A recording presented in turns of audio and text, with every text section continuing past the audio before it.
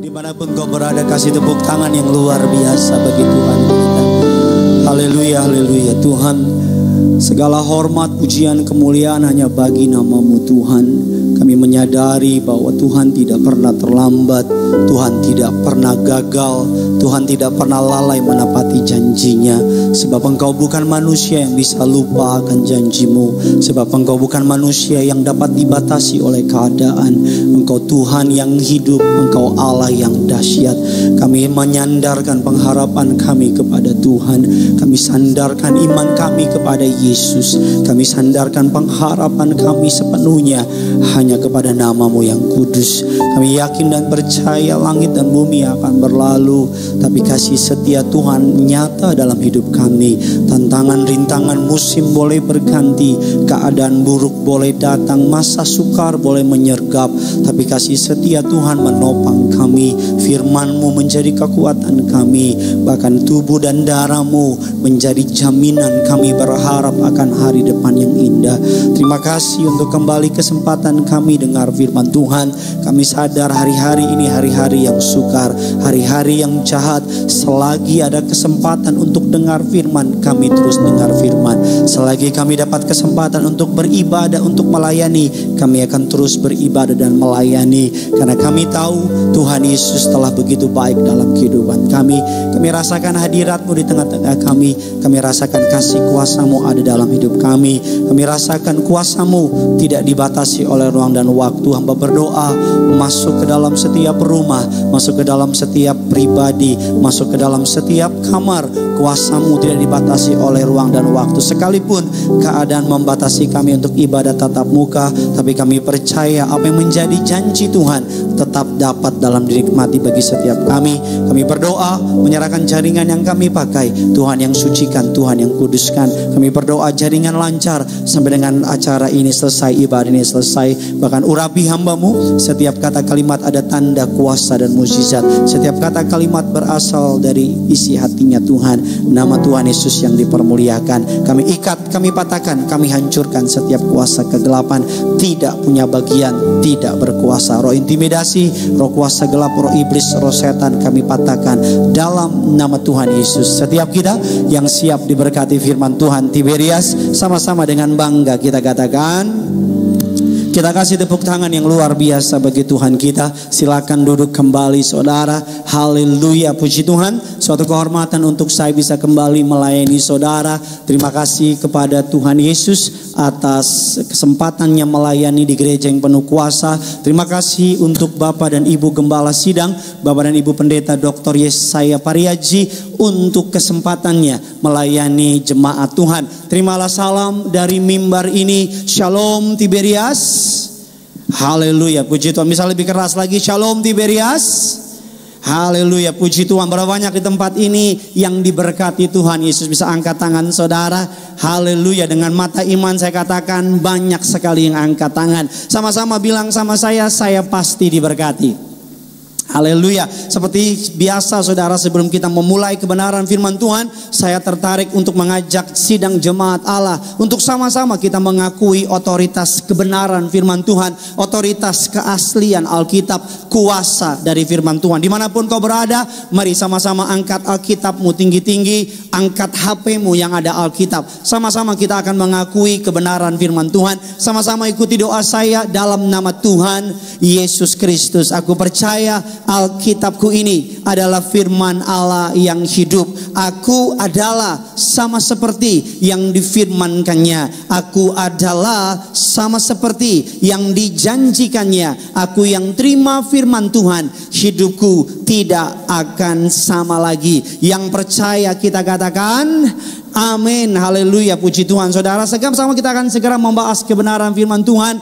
Keluarkan pulpen saudara, keluarkan catatan saudara, karena kita akan masuk dalam serial khotbah yang ke-6, bagian yang ke-6, seri yang ke-6 tentang rethinking your life saudara, atau memikirkan ulang tentang kehidupan kita. Kalau minggu lalu saya membahas the view of yourself, atau cara saudara memandang diri saudara. siapa saudara, apa yang saudara percayai tentang saudara, apa yang saudara yakin tentang saudara, dan bagaimana saudara menilai diri saudara di dalam kehidupan ini sangat menentukan langkah apa yang akan saudara ambil. Hari ini kita akan belajar dalam seri yang ke-6 atau bagian yang ke-6, Rethinking Your Life, dalam bagian Your View of God atau cara saudara memandang Tuhan. Ini hal yang sangat penting, ini hal yang sangat fundamental, ini hal yang menjadi pondasi bagi setiap orang percaya.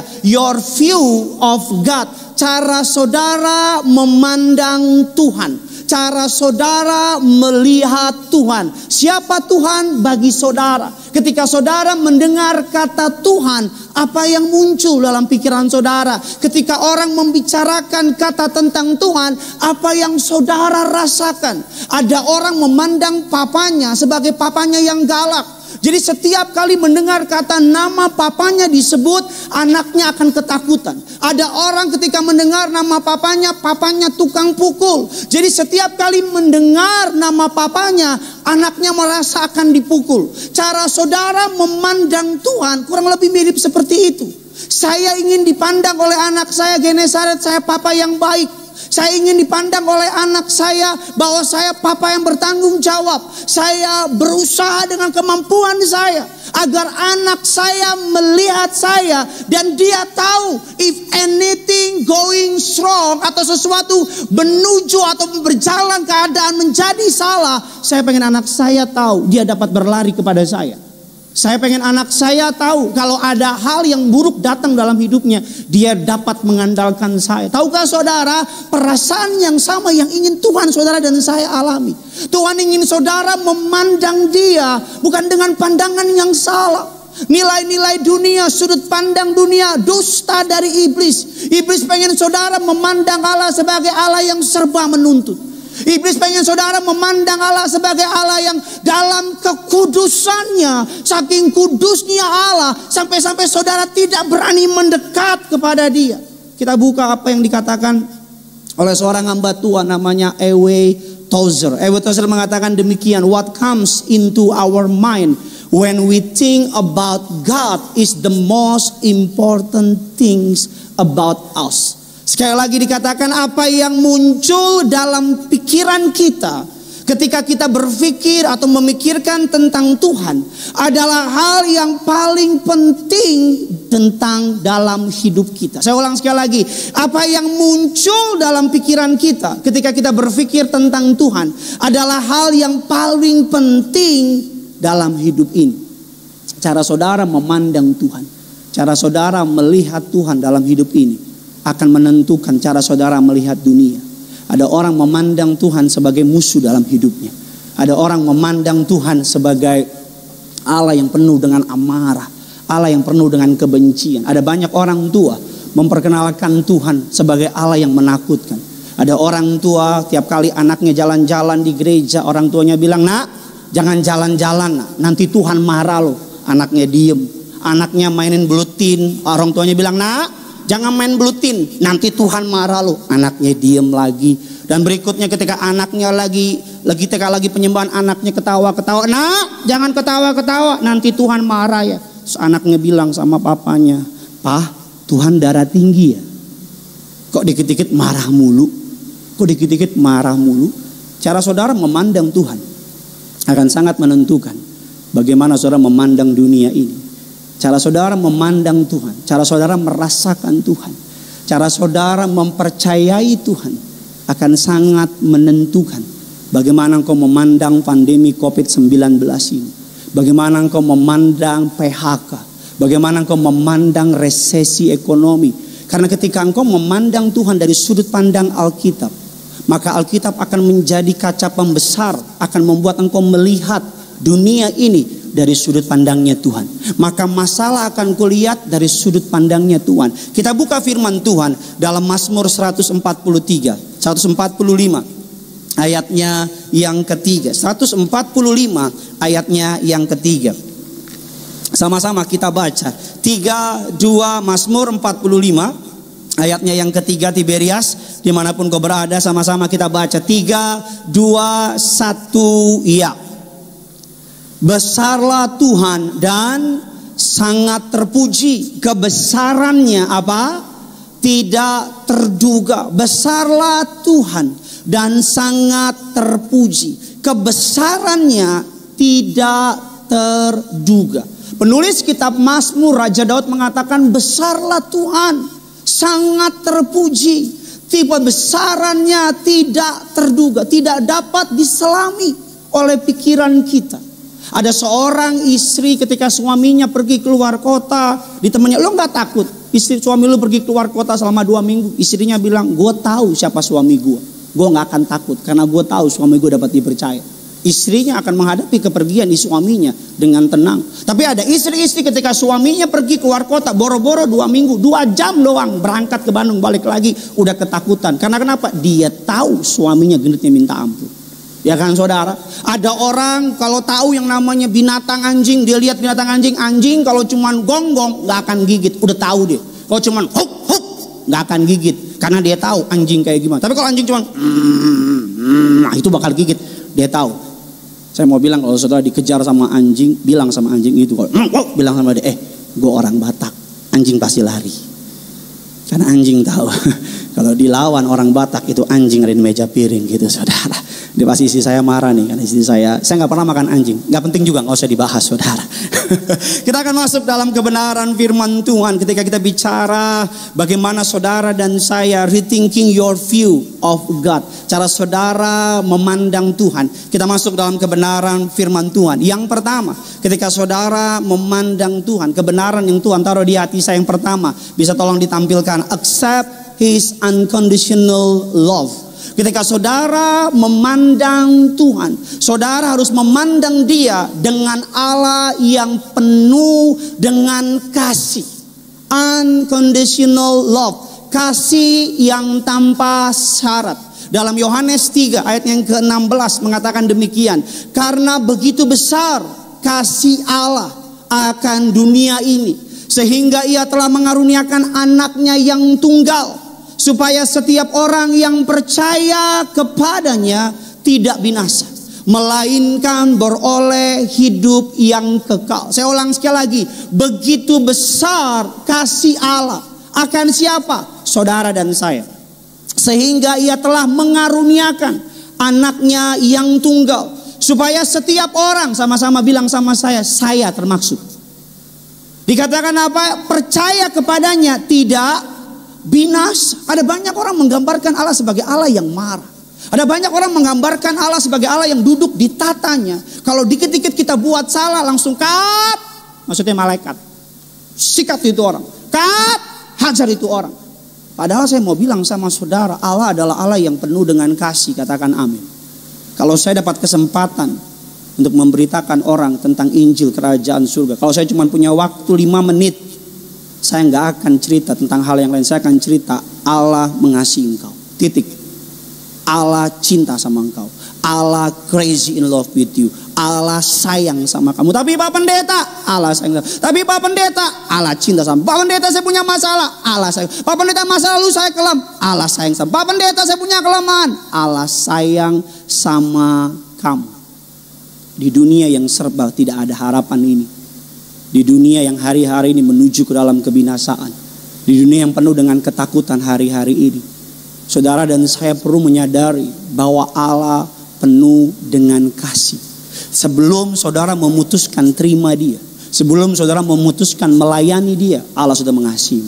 Sebelum saudara memutuskan untuk kembali dari jalanmu yang jahat, mengikuti Tuhan, Allah sudah mengasihimu. Tidak ada satupun di dunia ini yang lebih dari kasih Allah. Kasih Allah begitu besar, tak terselami, tidak dapat dipikirkan.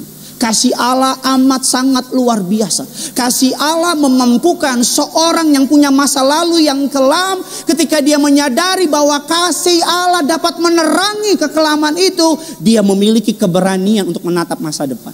Kasih Allah yang dapat memampukan orang yang telah gagal di masa lalunya, ketika menyadari ada kasih yang begitu hebat, dia dapat melupakan pelanggaran di masa lalunya, dan kasih Allah itu memampukan dia untuk menatap hari depan.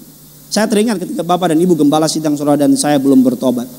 Suatu hari ibunda dari Bapak Aryaji menceritakan untuk menuju ke surga harus melewati berbagai macam, pokoknya repot deh. Untuk menuju yang namanya surga harus melewati ini, itu dan sebagainya. Bapak Gembala Sidang pada masa itu belum menjadi orang percaya. Dan Bapak Aryaji berkata, mari Bu, kita cari Tuhan yang murah hati. Sederhana. Kita cari Tuhan yang apa? Yang murah hati. Kita cari Allah yang murah hati. Siapa namanya? Yesus. Saking murah hatinya dia datang ke dunia, mati buat saudara dan saya. Katakan amin. Saya mau bilang sama saudara, pemahaman bahwa dia mengasihi kita tanpa syarat. Dia mencintai kita. Bahkan sebelum kita memutuskan untuk berkata yes kepada panggilannya, memampukan saudara dan saya untuk menatap COVID-19 dengan keberanian. Memampukan saudara untuk menatap masalah PHK, masalah utang, ketakutan, kekhawatiran dengan penuh confidence, dengan penuh kepercayaan diri. Kita buka firman Tuhan, biar sama-sama saudara dan saya bisa mengerti. Kita lihat kebenarannya dalam Roma 5 ayatnya yang pertama. Roma 5 ayatnya yang pertama. Sama-sama kita baca. 3, 2, 1, ya. Sebab itu kita yang dibenarkan karena apa? Karena iman kita hidup dalam apa? Damai sejahtera dengan Allah oleh karena Tuhan kita. Siapa saudara? Yesus Kristus. Ibrani 13 ayatnya yang kelima. Ini gambaran ayat ini cocok sekali dengan keadaan hari ini. Ibrani 13 ayatnya yang kelima mengatakan demikian sama kita. Ibrani 13 ayat yang kelima, janganlah kamu menjadi hamba siapa? Hamba uang. Cukupkanlah dirimu dengan apa yang ada padamu. Kita baca ayat selanjutnya. Karena Allah telah berfirman. Sama-sama bilang sama saya, Allah telah berfirman. Berfirman apa? Aku sekali-kali tidak akan apa?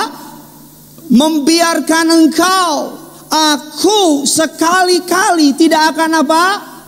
Meninggalkan engkau. Hari ini embrace, peluk kasihnya. Buka hatimu untuk anugerahnya. Buka hatimu untuk kebaikannya. Hari ini buka hatimu, datang sama Tuhan. Kasihnya dapat memulihkan saudara. Kasihnya dapat menobatkan saudara. Kasihnya dapat menyelamatkan rumah tanggamu. Kalau rumah tanggamu di ujung kehancuran dan engkau tidak lagi dapat mengasihi istrimu karena apa yang telah diperbuat dalam hidupmu. Kalau engkau dalam ke ujung kehancuran karena engkau tidak dapat mengampuni suamimu karena apa yang diperbuat dalam rumah tanggamu, datang kepada kasih Kristus.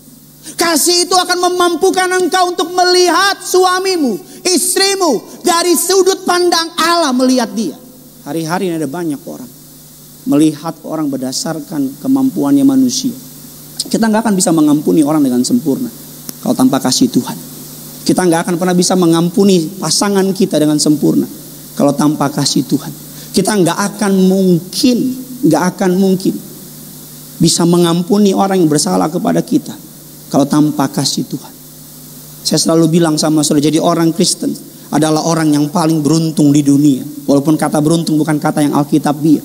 Tapi jadi orang percaya, jadi orang Kristen, pengikut Kristus adalah orang yang paling bahagia. Sama-sama bilang sama saya orang yang paling bahagia.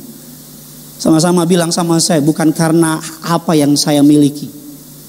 Sama-sama bilang sama saya, karena siapa yang memiliki saya. Siapa yang punya saudara? Yesus. Seperti saya bilang di awal khotbah saya ingin anak saya bertumbuh dengan pemahaman kalau ada apa-apa sama dia, sekalipun dia melakukan sesuatu yang akan saya marah sama dia, tapi saya pengen dia lari sama saya. Saya nggak pengen dia lari ke dunia, saya pengen dia lari sama saya. Kalau ada apa-apa sama dia, saya pengen yang pertama kali comes up, muncul di otaknya papanya, mamanya.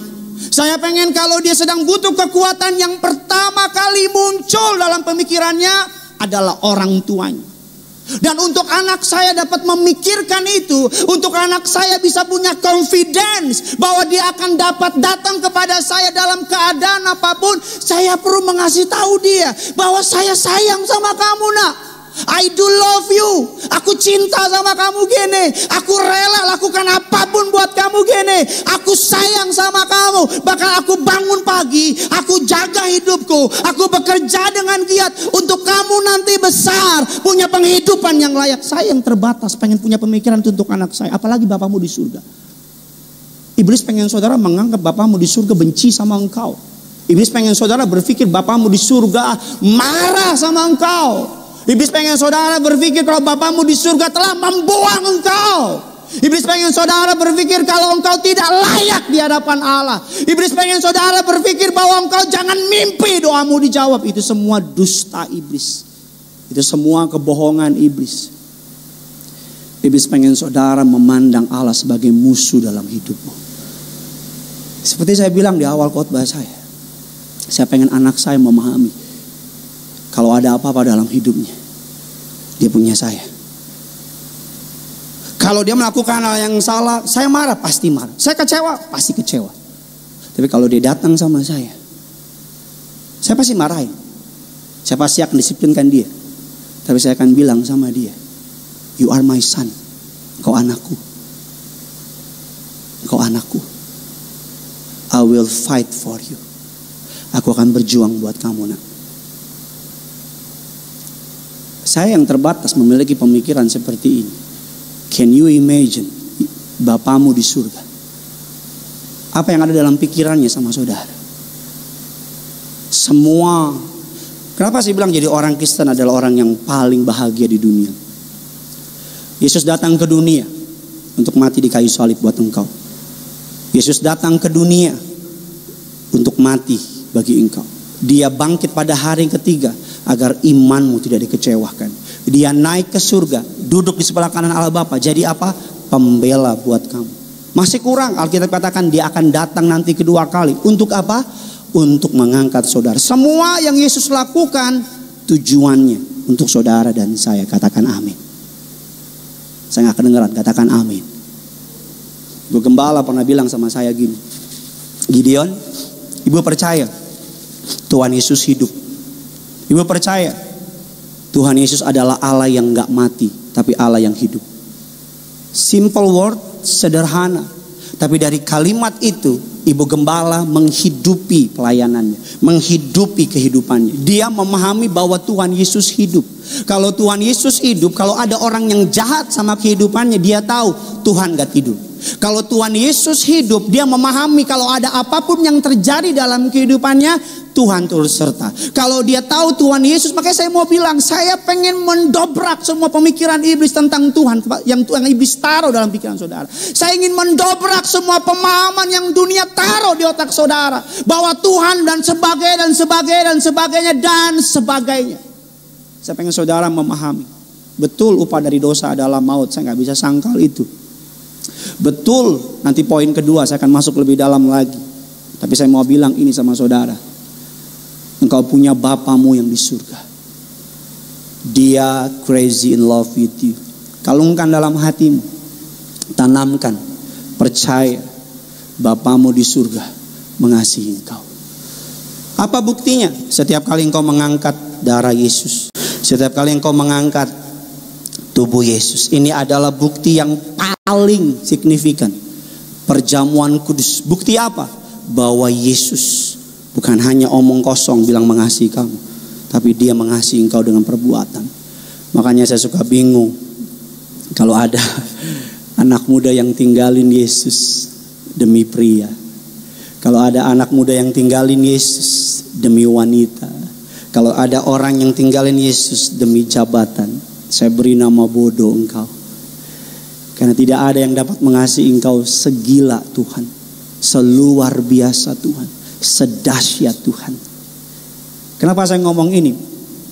Karena hari-hari ini intimidasi dari kuasa gelap sedang merebak.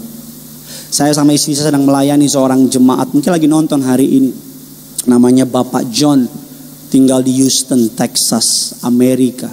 Saudara, Bapak John 60 tahun. Kalau ada Bapak John, Greeting Pak John from Jakarta, Kelapa Gading. Hello, miss you, bye bye. Nah. Mr. John punya istri orang Indonesia. Mr. John adalah orang yang orang asli Amerika. Mr. John ini hidupnya gagal. 2 anaknya drug dealer di penjara. Dan long story short, singkat cerita, dia mau terima Yesus. Tapi dia bilang, 60 tahun saya hidup dalam dosa, dalam kegagalan. Apakah Tuhan masih mau terima sampah kayak saya? Apakah Tuhan masih mau terima orang yang begitu menjijikan kayak saya? Setiap kali kami, istri saya kebetulan yang melayani istrinya, tiap kali istri saya ngomong, Jesus love. Seperti saya yang modelnya begini, yes. Ini mungkin bagi dunia dongeng. Ini mungkin bagi dunia sebagai suatu hal yang impossible, nggak mungkin. Tapi kenyataannya yes, Yohanes 3:16. Karena begitu besar kasih Allah. Akan siapa? Akan keluargamu, akan rumah tanggamu, akan ekonomimu. Sehingga apa? Bukan hanya dia mati di kayu salib, dia naik ke surga, memsiapkan rumah bagimu di surga.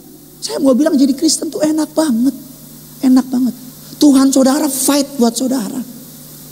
Tuhan saudara berjuang. Dia benar-benar memberi yang terbaik buat saudara. Katakan amin.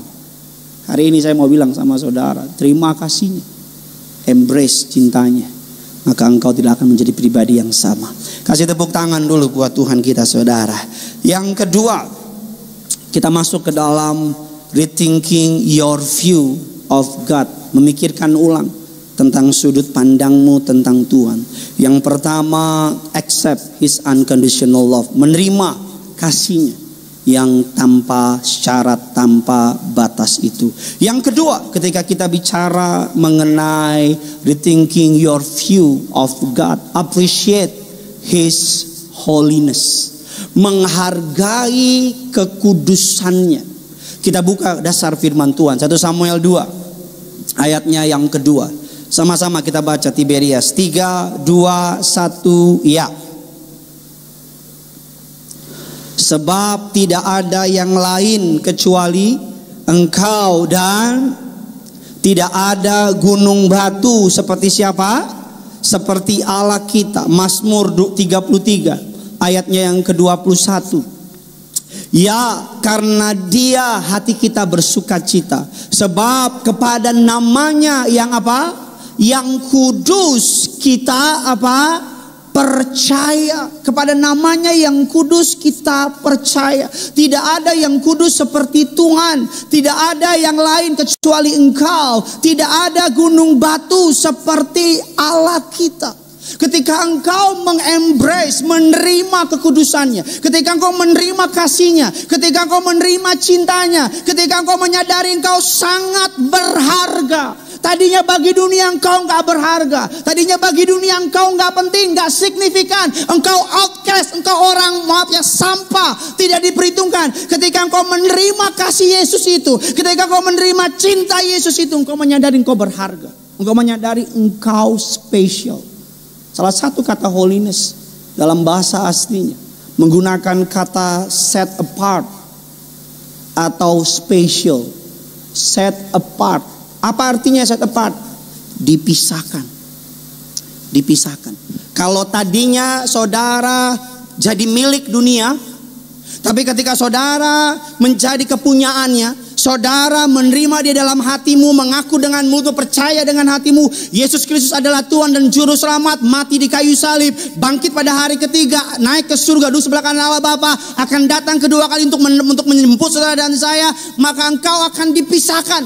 Engkau bukan lagi milik dunia, tapi engkau milik kerajaan surga. Anak saya punya mainan favorit. Dia suka mainan favorit yang mainannya Thomas. Kereta-keretaan terbuat dari emas, depannya berlian, belakangnya batu safir. Iya, orang kaya. Jadi suka main begitu. Tiap kali dia main, semua ditaruh di satu tempat. Tapi untuk Thomas ini, mainan khusus ini, dia pisahin. Karena bagi dia, ini Thomas ini, bukan Thomas mulut Yesus ya. Ya kan, Thomas ini spesial.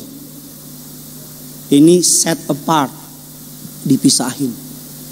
Makanya jangan heran ketika engkau ikut Tuhan, circle pertemananmu akan Tuhan ganti.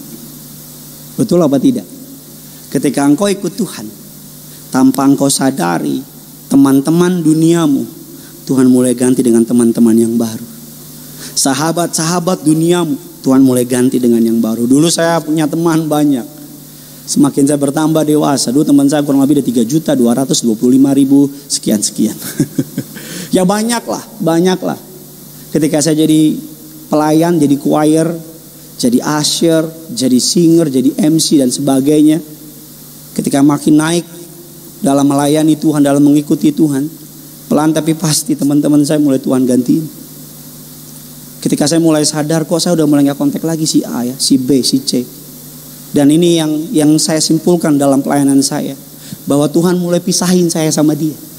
Bukan karena saya lebih baik dari dia, enggak. Karena Tuhan menganggap saya berharga. Tuhan memandang saya spesial. Tuhan memandang saya istimewa. Saya bukan barang pabrik rejekan. Saya bukan barang pabrik diskonan. Saya spesial di hadapan Allah. Makanya Allah mulai apa? Pisahkan. Dengan cara apa? Saya diberi pengetahuan tentang firman Tuhan. Pergaulan yang buruk merusak kebiasaan yang baik. Kalau masih gak ngerti lagi, Allah akan buat kejadian. Untuk apa? Agar saudara mulai pisah. Karena Allah tahu gak mungkin bisa berjalan beriringan. Gak mungkin. Ketika engkau berkata yes sama Tuhan, maka Allah melihat engkau sebagai apa? Barang bentukannya. Dia akan mulai membentuk engkau. Langkah pertama ketika dia mulai membentuk engkau dengan apa? Dipisahkan engkau. Itu langkah pertama Allah. Ketika engkau mulai dipisahkan, engkau mulai merasa, kok teman gue gak ada ya? Ketika engkau mulai merasa itu, Allah akan mulai memberikan engkau teman-teman yang baru di dalam Tuhan. Alkitab katakan demikian. Kekudusan berasal dari dalam, dimulai dari hati dan pikiran kita. Dimulai dari hati dan pikiran kita. Ketika kita bicara mengenai kekudusan, appreciate His holiness, menghargai kekudusannya. Allah memang penuh dengan kasih, katakan amin. Allah memang mengasihi saudara tanpa syarat, katakan amin. Tapi saya mau bilang sama saudara, bukan berarti untuk saudara bisa bersuka-suka hatimu. Karena gini, sederhana. Saya tahu istri saya sayang sama saya. Saya tahu istri saya cinta sama saya.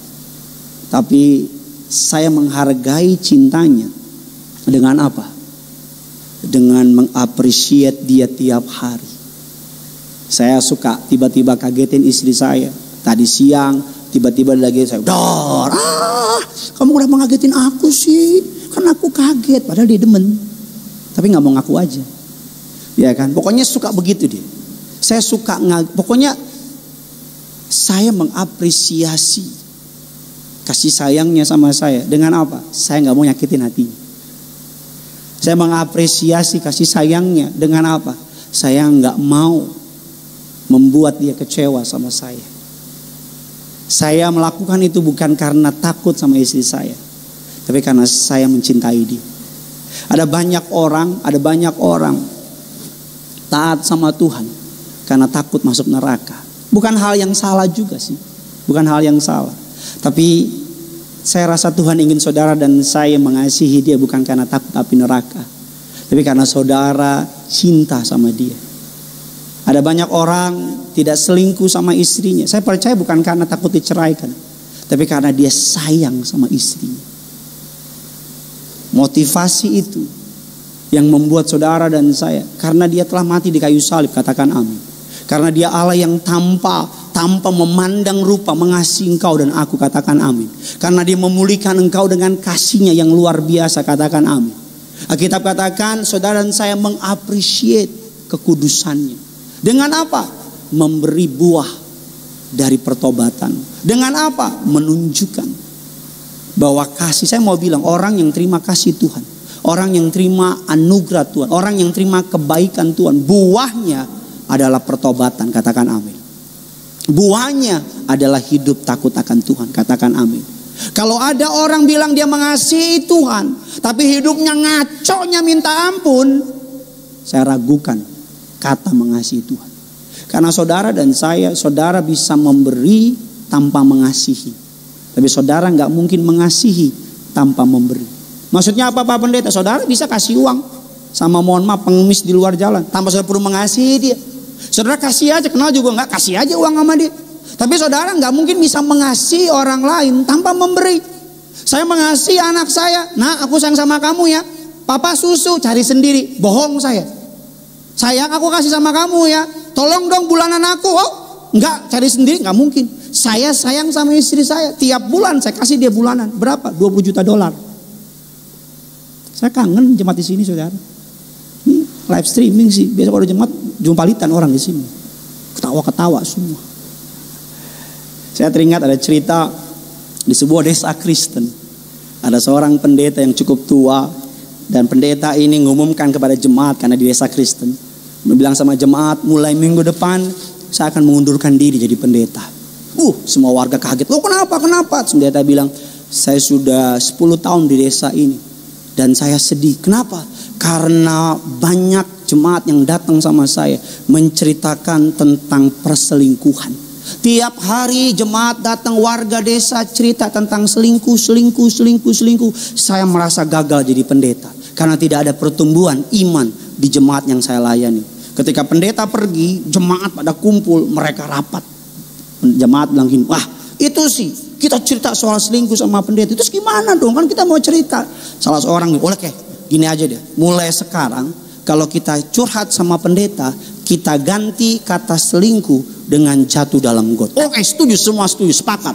Minggu berlalu saudara, setiap orang datang sama pendeta bilang, Pak Pendeta saya kemarin jatuh dalam got. Pendeta bilang, oh iya Pak Pendeta saya jatuh dalam got. Oh iya. Tapi lama-lama pendeta mulai mikir, kok banyak banget yang jatuh dalam got. Pendeta sadar, lurahnya jemaat dia dipanggil lurahnya, lurah kemari. Karena yang panggil pendeta, lurah datang. Ada apa Pak Pendeta? Lurah ini kamu kerja nggak bener. Saya banyak dapat laporan dari warga desa, banyak orang jatuh ke dalam got. Kenapa banyak got nggak ditutup? Karena lurahnya tahu kata jatuh dalam got adalah selingkuh. Lurahnya ketawa bilang, Pak Pendeta nggak usah dipusingin, aman itu. Kata pendeta, lurah jangan kurang ajar kamu ya. Minggu lalu istri kamu datang sama saya, dia cerita dalam seminggu 3 kali jatuh dalam got. Ketawa kayak apa gitu. Maksud saya begini, apapun yang saudara lakukan, saudara boleh sembunyiin seperti apapun. Saudara boleh berpikir istrimu gak tahu, suamimu gak tahu, pimpinanmu gak tahu, tapi Tuhan tahu.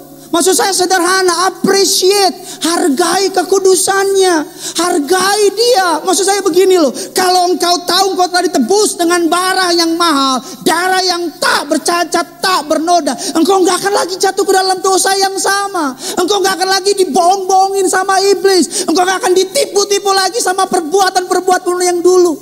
Karena engkau tahu gitu. Saya mau bilang sama saudara, yang membuat saya hari-hari ini kuat dalam menjalani hidup pasti tentu Tuhan. Tapi setiap kali saya melihat istri saya, melihat anak saya selalu bilang, Tuhan mampukan saya Tuhan. Jadi kepala rumah tangga antar mereka, antar istri, antar anak saya masuk ke pintu surga. Karena apapun yang saya lakukan dalam gelap, kalau engkau gak bertobat, akan Tuhan nyatakan dalam terang. Apapun itu. Saya percaya ini momen kita di set apart. Lockdown, PSBB total, PSBB berapa bu saya sebut lah. Kita lagi dipisahkan dari dunia. Work from home, kerja dari rumah. Sekarang khotbah, saudara dengar khotbah dari rumah. Ini waktunya apa? Kita sedang di apa saudara, adik-adik di bawah? Pinter. Dipisahkan.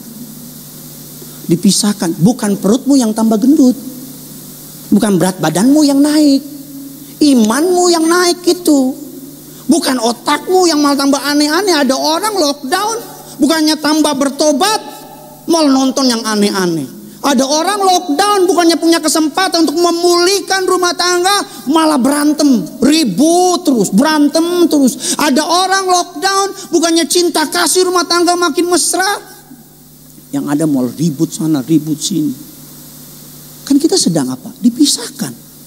Gak ketemu sama orang. Dipisahkan. Untuk apa? Biar saudara dan saya. Kita nggak pernah tahu.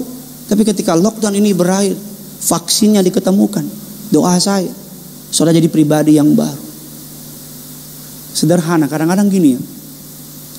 Ketika saudara dicobai dalam dosa, isunya tuh bukan lakukan apa enggak, tapi isu sederhana. Tuhan tuh baik banget sama saya. Masa sih saya lakukan ini? Itu yang Yusuf katakan kepada Potifar. Ketika Tante Poti tiap hari ketok-ketok kamar Yusuf. Cup. Siapa tuh? Tante Poti nih. Tiap hari Alkitab bilang tiap hari Tante Poti ketuk kamarnya si Ucup. Untung Alkitab katakan apa kata si Ucup kepada Tante Poti? Masakan aku melakukan kejahatan seperti ini di hadapan Allah? Sederhana, kesadaran bahwa Allah mengasihimu akan menjadikan kau nggak murahan gitu, nggak murahan.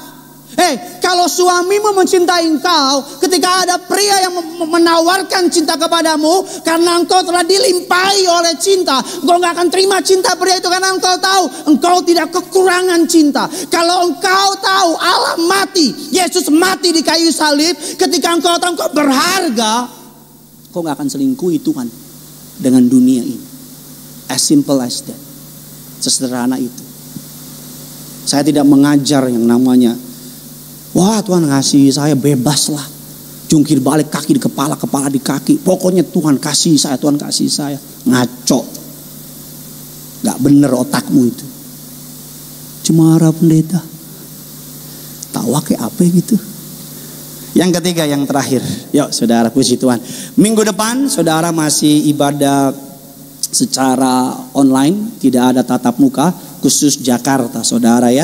Serpong, Bekasi, Cibubur, Cinere, Bintaro dan sebagainya tetap ibadah bisa tatap muka dengan mengikuti protap yang telah ditetapkan oleh pemerintah. Saudara bisa lihat di www.tiberias.org.id. Saya bisa lihat di situ Gereja Tiberias. Saudara, berapa lama di Jakarta tutup? Kita nggak tahu. Kalau pemerintah mengatakan selesai selama 2 minggu, berarti gereja buka. Tapi kalau tetap lanjut, sudah bisa lihat di website Gereja Tiberias, www.tiberias.org.id. Yang ketiga, yang terakhir, saudara, ada 6 poin. Saya akan selesaikan 3 poin pertama, 3 poin berikutnya saya akan selesaikan esok hari dalam bukan Kamis ya, tapi Minggu ya saudara ya. Dalam serial khotbah bagian yang ke-7 saudara. Rethinking your view of God. Yang pertama, accept His unconditional love, menerima kasihnya yang tanpa syarat. Yang kedua, appreciate His holiness, atau menghargai kekudusannya. Yang ketiga, bagian yang pertama yang terakhir, bagaimana saudara dan saya, sudut pandang saudara mengubah caramu memandang Tuhan. Yang pertama, kita menyadari bahwa Dia mengasihi kita. Sama-sama bilang sama saya, Allah sayang sama saya. Tahukah saudara, salah satu lembaga pendidikan di Amerika mengeluarkan survei yang menarik. Saya nggak bisa masukin karena tiba-tiba baru muncul. Anak-anak yang dalam bidang studinya pintar, anak-anak dalam bidang studinya memiliki kepercayaan diri yang bagus, orang-orang yang berhasil, diketemukan bahwa dari masa kecilnya mereka penuh dengan kasih dari orang tuanya. Karena orang tuanya mengasihi dia, karena orang tuanya mempercayai dia. Saya nggak bilang orang tuanya sempurna, tapi saya bilang orang tuanya percaya, orang tuanya support. Anak bertumbuh dengan kepercayaan diri bahwa papa mamanya backup dia. Jadi dia berangkat sekolah bukan dengan tuduhan. Dia berangkat ke kantor, berangkat ke sekolah, dia bertumbuh dengan kasih. Dia bertumbuh dengan apresiasi, dengan cinta, dengan sayang. Sekalipun orang tuanya nggak sempurna, ada beberapa orang tuanya yang divorce dan sebagainya. Tapi karena orang tuanya menunjukkan cinta, mereka memiliki confidence, kepercayaan diri. Dan dengan sendirinya kepercayaan diri itu memampukan mereka untuk bersaing dalam bidang marketplace. Itu baru kasih dunia loh, baru kasih papa mama loh. Can you imagine? Kalau engkau bertumbuh, engkau berangkat ke kantor, engkau bangun pagi dengan pemahaman yang punya surga mengasihi saya, dengan pemahaman surga di pihak saya, dengan pemahaman Yesus sayang sama saya. Setiap kali saya pimpin ibadah di retret anak muda, setiap kali, saya boleh tanya sama teman-teman kami, para youth pastor. Tiap kali kami nyanyi lagu, Yes, Jesus loves me. Yes, Jesus loves me. Yes, Jesus loves me. For the Bible tells me so. Ya Yesus sayang, ya Yesus sayang, ya Yesus sayang, Dia sayang padaku. Selalu pemandangan yang sama, gak pernah berubah. Anak-anak muda taruh tangannya di dada, air matanya mengalir dengan deras. Ada yang pukul badannya, ada yang gigit bibirnya, ada yang berlutut meraung sampai bilang Yesus. Setiap kali kami tumpang tangan, kami gak ngomong apa-apa, kami cuma bilang, anak muda, Yesus sayang sama kamu. Dia langsung bilang, Kak, ya Kak. Itu doang. Satu kalimat sederhana kami bisikin sama dia. Saya cuma ngingetin dia. Saya cuma kasih tahu sama dia biar dia nggak lupa. Apapun yang terjadi, tantangan boleh ada, badai boleh ada, masalah boleh ada, tidak mengubah fakta Yesus sayang sama kamu. Saya manusia punya limit mengasihi engkau. Kalau engkau baik sama saya baik sama kamu. Mungkin begitu. Kalau engkau mengecewakan saya akan mulai mundur dari kamu gitu. Tapi tidak dengan Tuhan. Don't get me wrong. Jangan anggap ini sebagai license to doing sin, sebagai lisensi untuk engkau mengambur-ngamburkan kasih Tuhan itu tanpa syarat. Tapi gak murah-murahan, gak murahan, gak gampangan. Kenapa dia gak gampangan? Dia naik ke kayu salib, mati bagimu dan bagiku.